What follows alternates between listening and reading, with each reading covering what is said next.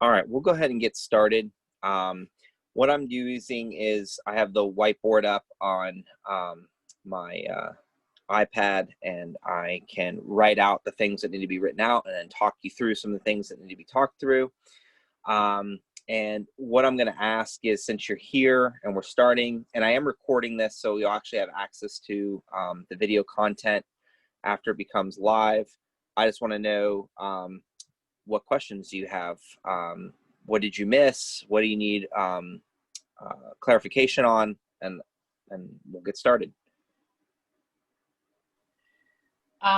Okay, so I'll start. I am in 240 and I missed 3 questions on IV drip rate.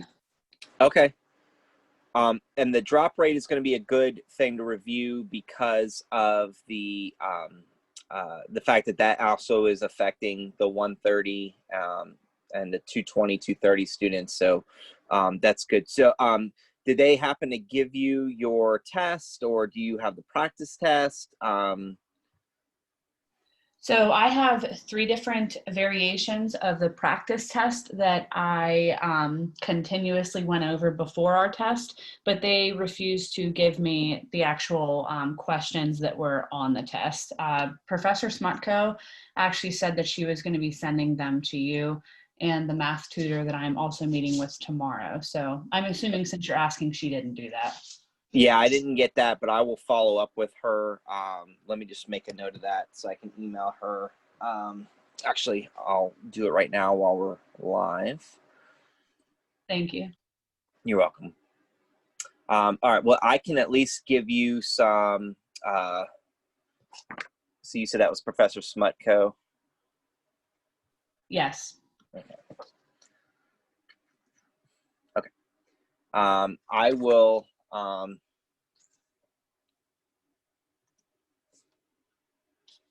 will email her after we get going here. But I can give you some IV drip rate questions. Now, since you took the test, I had a practice test that was out, and then there was another practice test that you guys received that was more like just basically text. What do you recall what your test kind of looked like? Was it more like the one that you received, or was it more like the one that or one of your other practice tests? So it wasn't similar to the one that I actually practiced. There was 3 different variations. I got one that was nursing 240 spring of 2020. I got one that was nursing 240 fall of 2020. And then I just got an NUR 2.4 dosage calc practice test. And that one had like labels and stuff on it, which is super simple for me to grasp the concept of. But there wasn't a lot of drip rates on any of these. Okay. Okay. So was it the drops per minute that you were missing, or was it just in general, like the milliliters per hour, or like what? So because they would not allow me to look at my test after Okay. I missed, and they wouldn't send me the problems, I don't know. But Okay. I know that I feel confident with drops per minute. I think that whenever there are different numbers in the problem for milliliters an hour, sometimes I factor in numbers that are not necessary. Okay. Okay. I can help you with that. So I have a couple of example questions that will help out with that. And then this will just be good review in general. So let me go through and talk about just flow rates in general. So when we talk about flow rates, and hopefully, can you see what I'm writing? Yeah, I can see it. Okay. Okay. So flow rate is going to be indicated by some sort of volume over some sort of time. And typically it's milliliters per hour, okay? When we get into drop rates, we just take that flow rate times the drop factor, which is always going to be given to you here, but if it's not given to you, you can assume 60. But for the most part, it's given to you. There'll either be a label that says 15 drops per milliliter or something along those lines. And then all you got to do is convert hours to minutes. And then that will give you the drops per minute. So keep it in mind that drop rates are always going to be in drops per minute. Flow rates are typically in milliliters or cc's per hour.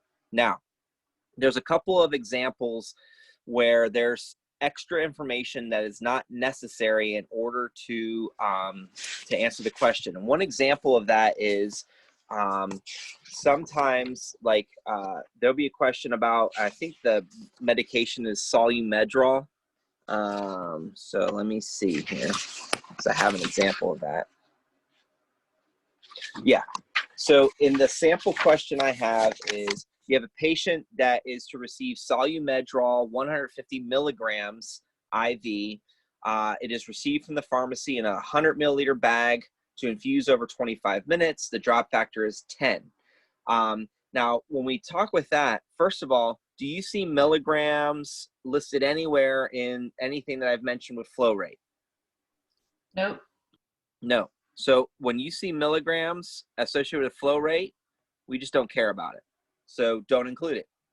If you see, the only reason that would be important is if we had a way to convert milligrams to milliliters, such as when I'm giving an injection, right? So if I order 150 milligrams, you know, and it's available in 75 milligrams per milliliter, then we know that we're going to give them 2 milliliters. Okay. Notice that that's not a rate though. That's just a one-time. How long did that take? Doesn't matter. Okay. We don't care about the rate.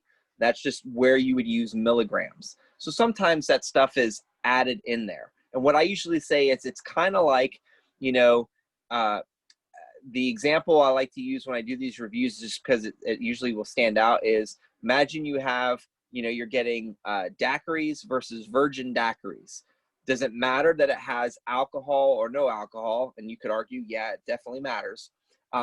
Versus how long it takes you to get through the pitcher. If you go through a pitcher an hour, now you have 1 pitcher per hour is your flow rate, but it doesn't matter if it's alcoholic or non-alcoholic, because the flow rate just matters how quickly it's flowing. And that's the difference. Okay. So in that example where I talked about the 150 milligrams of Solumedrol, when the question asked you to flow rate, all I care about in that question, and as I mentioned in the setup, was 100 milliliters in 25 minutes. And then this particular example involved converting to drops, and it was 15 drops per milliliter. When we do our calculations, then we get 4 times 15. Is that right? Yeah. So that would actually be 60 drops per minute. Okay. Does that make sense? Are you seeing why we wouldn't use the milligrams? Okay. Yeah, I'm totally good on that one. Okay. So now other examples that have extra information that may or may not be useful include, so let me just erase this.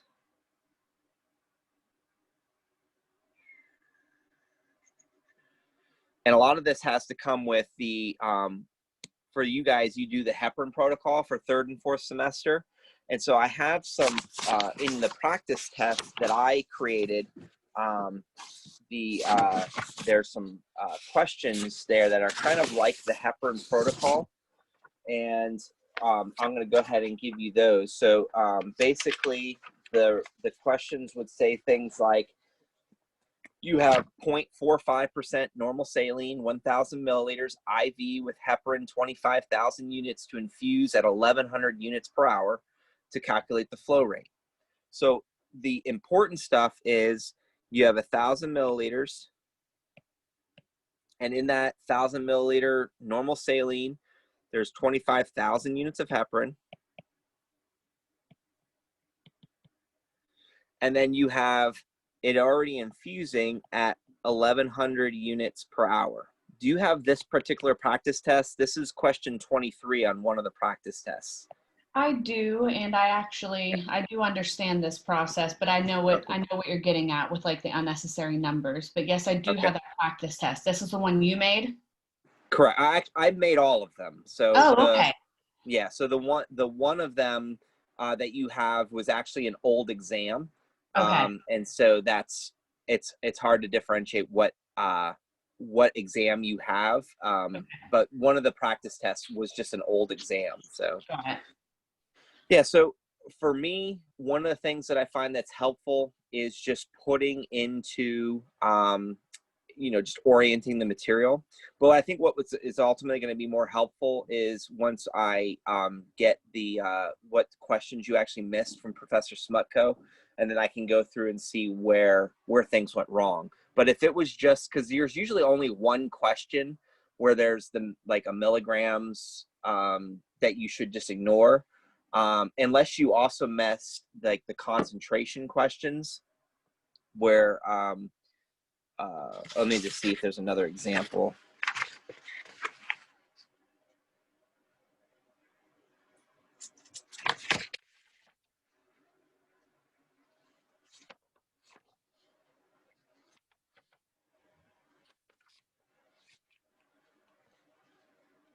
Yeah, I mean, even on that practice test, I gave you the Solumedrol example. So I used 200 milligrams in the example. So you would just ignore using that.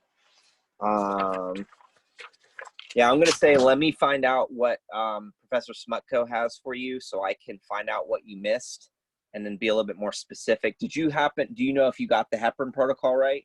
I did get Heparin Protocol right, yes. Oh, okay, good. Yeah, so if you understand these, I think we went over basically the variations for flow rates, so I'm not sure what you missed. So Me neither. And I really wish that she would have sent that to you, because I was stressing to them that I felt really comfortable with flow rate and drop rate. So I don't know what I would have missed. And they just said they aren't able to give it to the students, but that David would have it, and my I guess there's like a tutor tomorrow at 6 p.m. and they'll have it. So it really sucks that they didn't give that to you. Yeah, I got the 130 test. And in reality, I created the 240 test, but I've created so many, I don't know which one you were administered. So that's what I'm that's why I can't tell you like, oh, it's this. Yeah. So otherwise I'd help you out. So, yeah, let me follow up with Professor Smutko, and then hopefully you'll have some, information when it comes to your tutoring this evening. If not, just email me and I'll at least let you know the types of questions that you missed without like divulging specific numbers or specific questions, just because of the conserving what the test is. Yeah. That way I can at least get that information for you. And then if not, I'll also be on here this afternoon at 3:30, so I should hear something from her, and then I'll let you know. All right, should I hop off this then? I mean, it's up to you. You might get some benefit out of what the other person asks or anybody else asks, but if you want to, so it's completely up to you. Okay. All right. Well, thank you so much. Yeah, you're welcome. All right. Those of you that are on, I was just answering a question from the 240 class. So if any of you have a question from the 130 test, let me know and we can do some of the stuff. Dr. Raz? Yes. Hi. So this is my problem. I normally, like in all the other conversions that I do, like I do very well. Like the way that I do it is like the way that you set it up, like crisscrossing it out and like different, all that stuff. But when it comes to like setting up my problems for things like flow rates in general, it's not connecting to me, and I feel like I don't have like the comfortability with it that I should, even though I didn't miss it on my test. I like stressed about it so much that I missed other things that like now I have to retake it. Okay. And I'm just wondering if there's like a way that you can like explain it, like you've explained everything else, and maybe like when I look at a problem, like I look at a problem and I just like can't think of how to set it up sometimes. Okay. No, I think that's a fair approach. Do you happen to have your practice test with you? Yeah, I do. Can you give me an example of one of the flow rates that causes you to freeze? I mean, it's really just like, this is the thing, like I did the practice test, and my problem is like whenever I first did it and I set it up, like I did it the right way, but it's not like, I do it like 3 different ways, and then I look at the answer, I'm like, okay, like knowing what I'm administering, I'm like, that doesn't make sense. It can't be like 0.4, and then I set it up another way, and then I'll, you know what I mean? Like, it's not like a concisive thing every time. Okay. But I like roundabout way get the right way. And I just want to know if there's like a way that I can think of it that like every time I look at something, I just know like what I'm doing. Because I kind of just go with it because I know how to do that. Okay. Okay. All right. So my recommendation, so whenever we talk about flow rate, just to keep things simple, what you should look for is you should look for volume, whatever that is, and then time. That's the simplest form. And most of the time, your volume is going to be given in milliliters. And most of the time, it's going to be in, or most of the, more likely than not, you're going to have hours as listed for time. So sometimes it's going to be in minutes. But really, that's all that flow rate is. Okay? So regardless of what it is, you always look for the volume and the time. Now, the reason I say it that way is because anytime there is a question that has to deal with where, let's say, like, I think in your practice test, a good example of one that can kind of throw you off, just give me 1 second, and then we'll do a drop rate question too. I just want to see if you have this question that I did earlier. Let's say I have like what I consider extra information. Let's say it tells me how many units are in the bag or milligrams that are in the bag. Notice that units and milligrams are not volume, nor are they time. So we can ignore those factors when we're talking about flow rate. All I care about is volume over time. So if I get a thing that says 100 milliliters is infusing over 25 minutes, or I mean in 25 minutes, then that's how you would denote that. 100 milliliters, 25 minutes, every single time. So when you're dealing with flow rate, every single time, start with that. Now, if you're then converting to drop rate, you need to remember that in order to go from flow rate to drop rate, you need a drop factor, which is given to you, which is in drops per milliliter. You need to convert hours to minutes, and that will give you drops per minute. So sometimes, like in this example, 100 milliliters, 25 minutes, and then I multiply it by, let's say, 10 drops per, or the drop factor is 10 drops per milliliter. Now, this is what I think you're doing. I think you're just kind of plugging numbers around and hoping that you get the right answer. What I'm trying to encourage you to do is start with the flow rate, which is volume over time, and then always multiply it by the drop factor. And as long as your hours are in minutes, then you're good to go. And then this would be 40 drops per minute in this particular sample. Does that make sense? Yeah, a little bit. So I have, my sister-in-law actually goes to Boyce, and she's in 240, but she talked to their dosage calc person, and she found me like some extra problems on top of your problems. So I was wondering if I could like run one past you real quick. Absolutely. Okay, so the one that I have from her, it's 600 milliliters of D5NS running at 200 milliliters an hour. And the available drop factor is 15 drops per milliliter. Okay, this is actually really good. So let me just take a step back, and let's say you're supposed to give 200 or 250 milligrams of cephalexin twice a day, and I tell you that each tablet contains 125 milligrams, and that the bottle contains 100 tablets. Do you care that there's 100 tablets in the bottle? No.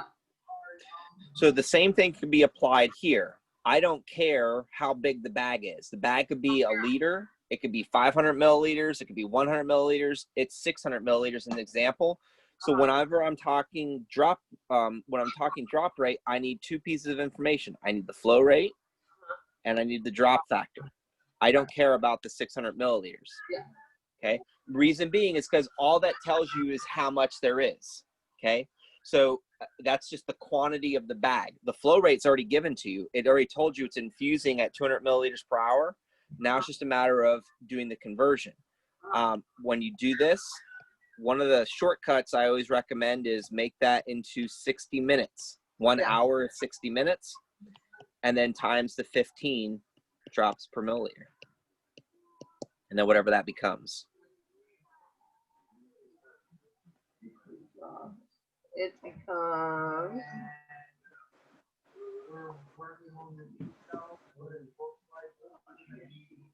becomes 49.9, so it'd be 50 drops per minute. Yeah, good. And I had a feeling it was 50, but yeah. So I think where I think where most people get hung up is on the 600 milliliters and trying to incorporate that into that. But in order to calculate drop rate, all you need is flow rate and drop factor. Okay, so I think I got this one. So I have another one. It says I'm administering gentamicin, 60 milligrams and 50 milliliters of D5W over 20 minutes every 6 hours. The drop factor is 20. So I don't need anything. The 60 milligrams doesn't matter to me. I don't need to know, like, that's extra information, correct? Right. That's just the strength, and it doesn't affect the flow rate. So then you'd put 50 milliliters over 20 minutes, and then you would times it by 20 for the drop factor. You got it. And then that's, well, that's easy. So even if it's every 6 hours, that's extra information. That's something that I don't need to know either.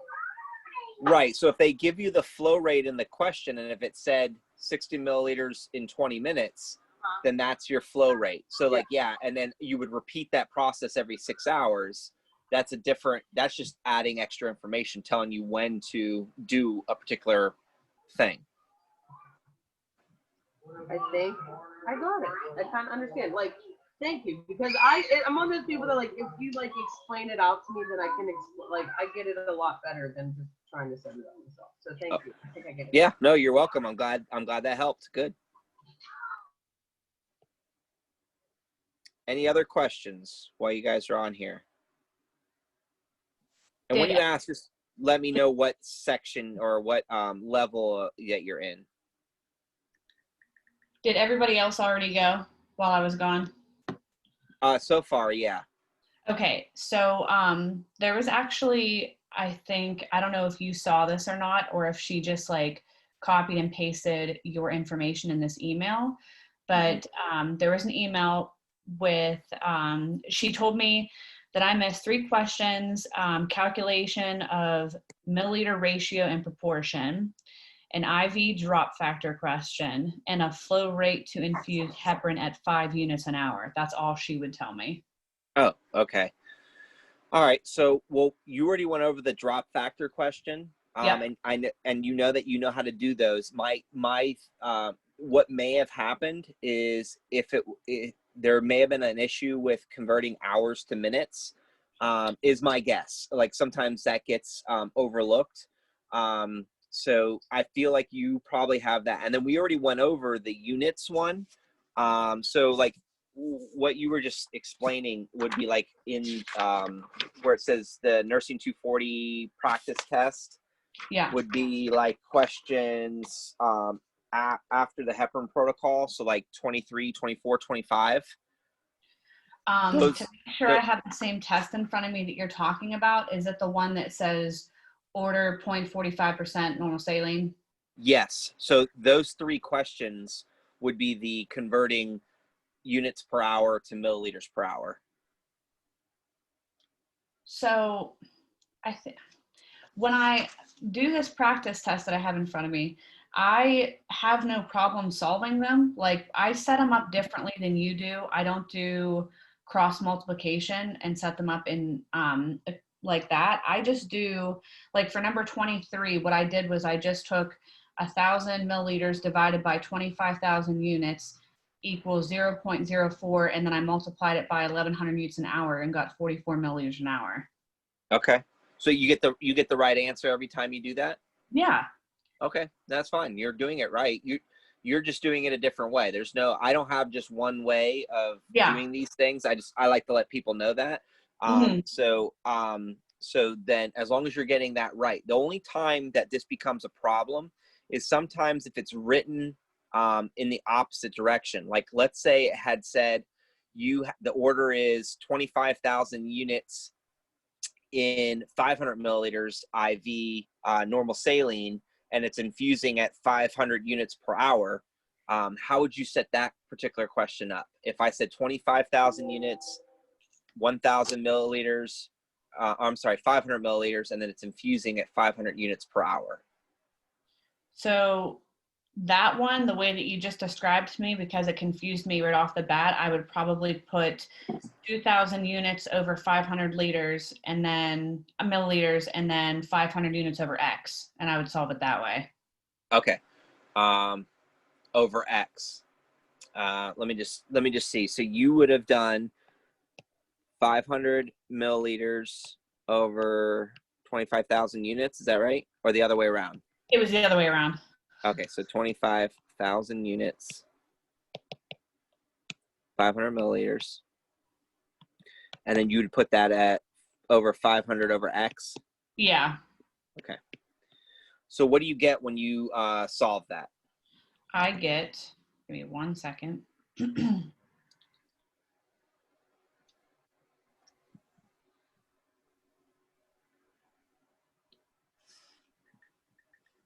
10. Okay. So 10 milliliters per hour. Yes. Okay. So the way I would set. Excuse me. Hi. Yes. David, I'm sorry. It's Lori Wright interrupting you, and I do apologize. That's okay. We're kind of rushed, and I wanted the students to get in there if they could. Did you get my I photoed a lot of the ones that they got incorrect and emailed them to you? I just got them, yes. Perfect. All right. So that's good. Thank you so much. Yep, you're welcome. Sorry for interrupting. Thank you. That's no problem. Okay, so I just want to verify that I would get basically the same thing you got, because the way I would set this up would be like this, okay? Ugh. So I would get this, and I would get the same things, because 500, I just want to make sure. Because if you're setting that up right, you're doing it right, and that's exactly what you should be doing, and I'm not going to tell you to do it any way differently. Yeah, I get the same thing. So your instinct is fine, the way you're setting that up. What I think sometimes happens, though, because you told me initially, the way that it's written, like number 23 is written, you initially told me you did 1,000, I think you told me you did 1,000 over 25,000, and then you said divided it, yeah, and then got that answer and then multiplied it by 1,100 units. Okay, yeah, then you're doing that right. The only thing I would say is in the past, sometimes people would get confused, and it doesn't sound like this is your problem, okay? But people would get confused like by this, and then they would just like flip these around just willy-nilly, and it would create problems for them. So, but the way that you're setting this up, you're doing it right. And as long as you're being consistent with it, then you're doing it right. So that's what I say. I'm not sure exactly what you may have missed, unless for some reason you put these out of order in the rush of going through the exam. So if they were out of order, they would give you a wrong answer. Correct. Yeah. So like, let's say you were to flip these two numbers. Yeah. And you did 25,000 units times 500 and then divided by 500, you would get 25,000 milliliters per hour, which hopefully you would sit there and go like, that doesn't seem right. I would, yeah. Okay. But based off of what I'm seeing, it looks like you set those up correctly. Whenever Lori Wright just butted in, was she talking about other students, not me? Yes. Okay. Yeah. That was for the 220 class, so that's not even you. Yeah. Sorry. No, you're fine. Okay. So I guess even though she told me what I just told you, it doesn't really help me to know exactly where I went wrong, because when I see this on the practice test, I know how to solve it and I get the right answer on your answer key. So I'm thinking maybe something just went wrong on the test. I don't know, but I hope she sends them to you, because I know that one of the answers I got wrong, it was like a weird answer. It was like 33.3 or something like that. And Okay. I don't know where I would have pulled that out of. So I don't know. I emailed her, so hopefully she emails you back. Can I just email you whenever she finally does get back to you with the answers? Yes, yeah, just Okay. just send me an email, that way I'm then it reminds me, and then I'll, like I said, I'll also email her too. And so, but I'm glad that you followed up, so I can hopefully she'll get back to me. And then if she like lets me see which ones you missed, or even if she gives me sends me a copy of your exam and I can see what you wrote out, I can at least help navigate you through that particular question. Great. Okay, thank you so much. You're welcome.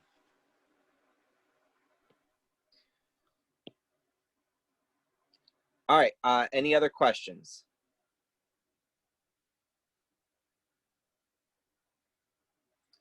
Let me just see. Oh, hey, Natalia. I have a question. Yes. But it's something, I mean, it's a little bit different than like what we do it again. It's like I talked about other practice stuff that I've gotten. Yeah. I got the first step, but I'm having a problem going to the next step. So it's ranitidine, 35 Yes. milligrams and 100 milligrams of D5W PB over 20 minutes. And that's the order. Well, you said 100 milligrams? Milliliters, I'm sorry. Oh, that's okay. And then what was the time? Over 20 minutes. Okay. And that's the order. So what they have is they have the stock over on the side, and it has ranitidine injection, USP 50 milligrams for every 2 milliliters. And the primary IV set at 15 drops per milliliter. So first I got they told me they want me to find out what I'm adding aridity to the IV fluid. So I did the order over stock, and I did 35 milligrams over 50 milligrams per 2 milliliters. And I got 1.4 milliliters. Perfect. And then it's trying to go, and then it says to set the flow rate to whatever drops per minute. So I figured this is where I messed up. So then I took let's see where I went. I did 14 milliliters. Is that what I did? Oh, I did 1.4 milliliters over 20 minutes times 15. Is that right? So now go back to the original question. What was the flow rate set at? It was the original flow rate was 35 milligrams. No, milliliters, 100 milliliters for 20 minutes. Right. So that's the same flow rate. So the 1.4 milliliters just means that's how much you're injecting. That's it. So that you wouldn't use that number again to solve the drop factor. Okay. So this is your flow rate. So the way, and I don't know if this is exactly true, but the way I would interpret this question is, it's almost like you have a flow rate running. You have someone infusing on the IV, and then what they're asking you to do is to inject or piggyback the medication via 1.4 milliliters. So almost like you're giving them like a boost of it. It's not something that they're continuously on a drip for, but maybe they are. But they're asking you two different things. So the first thing you did right, this is 100% perfect. The second thing is you just got to go back to the original flow rate, because that's the only flow rate given Okay, I got you. the information. Yeah, and so you would just multiply that 100 over 20 times 15, and that would give you your answer. Yeah, 75 drops. Okay, I got it. Thank you. You're welcome.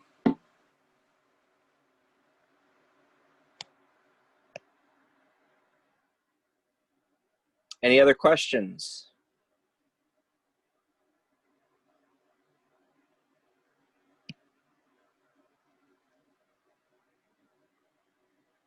Mackenzie, do you have any questions? No, I just kind of came to review. Okay. All right. So one of the things that I wanted to just touch on, because I for the 130 class, was a few of the things that were commonly missed, and I just want to make sure that I go over that. One of the questions that was commonly missed was the question asking about the antibiotic, and then what I have to assume that was what was missed is it'll ask you like, such medication. So I'm just going to make something up off the top of my head. So let's say I'm administering, the order is 250 milligrams BID for a drug that comes in 125 milligrams per tablet. Okay. So when I'm going to calculate the dose, I just do 250 milligrams over the 125 milligrams times the one tablet. And you get 2 tabs, but that's per dose. Now, if I were to tell you to do that per day, then you would be giving them 4 tablets per day. So always pay attention if it's per dose or per day, because it looked like a majority of people missed this question or this question type, and I have to assume that it's because they didn't read that it said to give how many capsules per day versus per dose. So if you're when you're doing that, make sure you read the question so you know what to look for. The other question that was missed, this again is for the Nursing 130 packet, was the question about an IV that contained Solumedrol. So the example with the Solumedrol was that you had, let's say, I'm just going to make up, so the Solumedrol is available at 150 milligrams IV. So I'm going to write that out. So let's just say 200 milligrams. Okay, 200 milligrams. And then it tells you that it's being infused at a rate of, let's just say, 200 milliliters in 25 minutes. Okay, so, and then it asks you to calculate the drop factor if the drop factor is, let's say, 10. Okay, so when you do this question, I don't care about the strength. So I mentioned this earlier in this review. I do not care about the strength because when I talk about rates, I only care about the rate. Okay, so what I mean by that is I used the example earlier about like a daiquiri, a virgin daiquiri versus regular daiquiri. One has alcohol, one doesn't. Okay, as when I'm asking how many pitchers per hour that is being consumed by a table of nursing students, I don't care which is which. The nursing students may care, but it doesn't really matter when we talk about flow rate. The other thing is, let's say I have a Mazda 6 and I have an Audi A4, and they're both going 30 miles per hour. Does it matter which, what does it matter what is being driven other than, comfort or how you feel in a Mazda versus an Audi? That is what we're talking about as far as it doesn't matter what the strength is. We only care about the rate. So to answer this question, I would just do 200 over 25, which is, I believe that's 8. So 4 and 8. And so I believe your drop rate would be 80 drops per minute. So let me just double check that.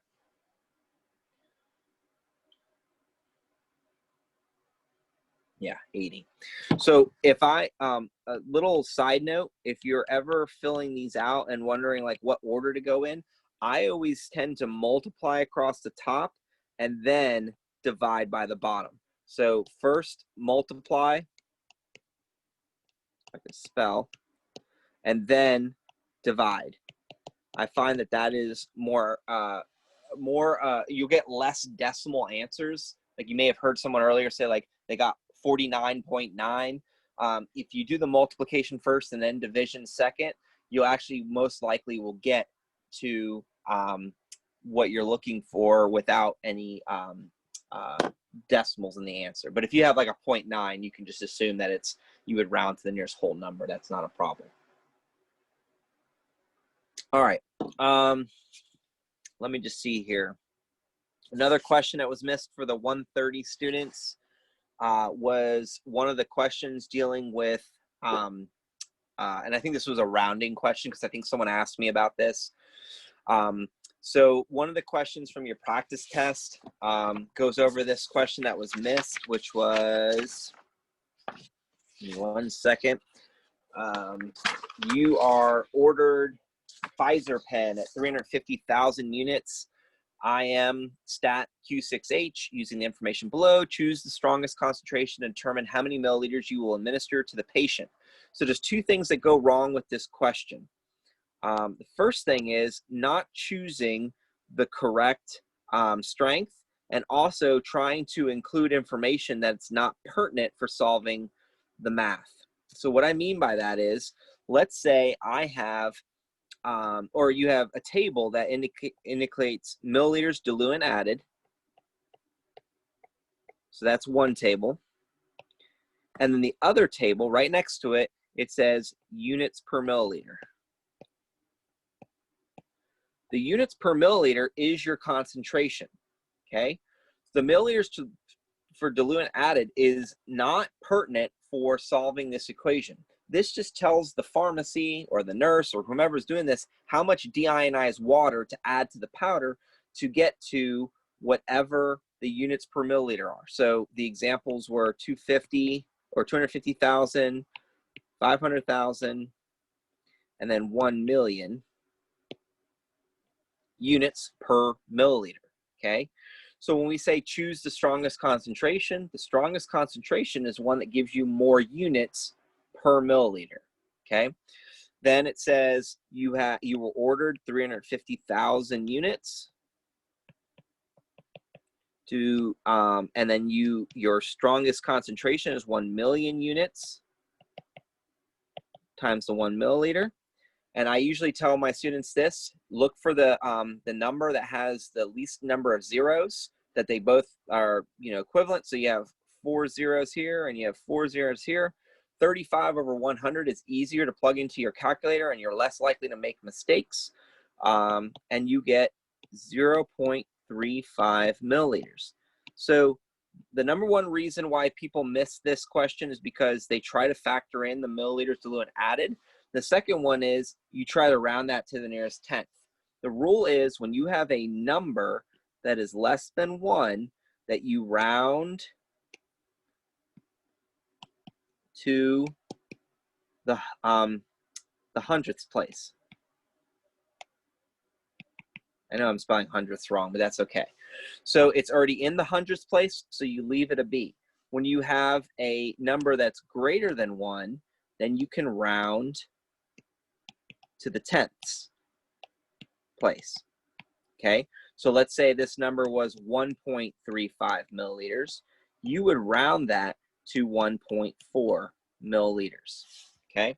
That may actually change in regards to when we discuss, or later on when you guys get into learning more about pediatric dosages, and then your rounding rules kind of change. All right, and then let me see if there was anything else. Oh yeah, there was a question about the entecavir question. So let me go into that. 130. So on your practice test, this was question 25. And the example that was given on the practice test was this. So let me get rid of this.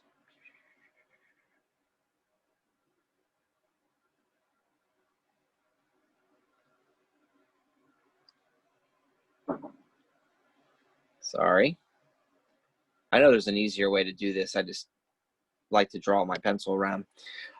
It says the physician prescribes 500 micrograms of entecavir per day via NG for a patient with chronic Hep B virus infection. So let me write out the 500 micrograms. The oral solution contains 0.05 milligrams per milliliter. So the other important piece of information, 0.05 milligrams per milliliter. And it says, how many milliliters will you administer for the dose? Okay. So when I'm doing this, first and foremost, when you have two separate things, you have micrograms and you have milligrams, you need to convert one to another form in order to do math correctly. You can't have two separate units and do math with those without doing some sort of exchange. So my recommendation is to quickly convert micrograms to milligrams, and all you have to do is move your decimal 3 to the left. So this would be 0.5 milligrams. That is the secret to this question. Once I go and convert 5 micrograms to milligrams, now it's just a matter of entering in the desired over half or the ordered over half information, and you'll get 10 milliliters. And again, this is from the practice test. Okay. So the secret to this one, like I said, is you got to make this conversion first. So convert first. If you don't, then you're not going to get the right answer. You're going to get 500 divided by 0.05, and then that's actually microgram per milligram, and you haven't actually eliminated anything, and you're stuck with microgram, milligram, milliliter.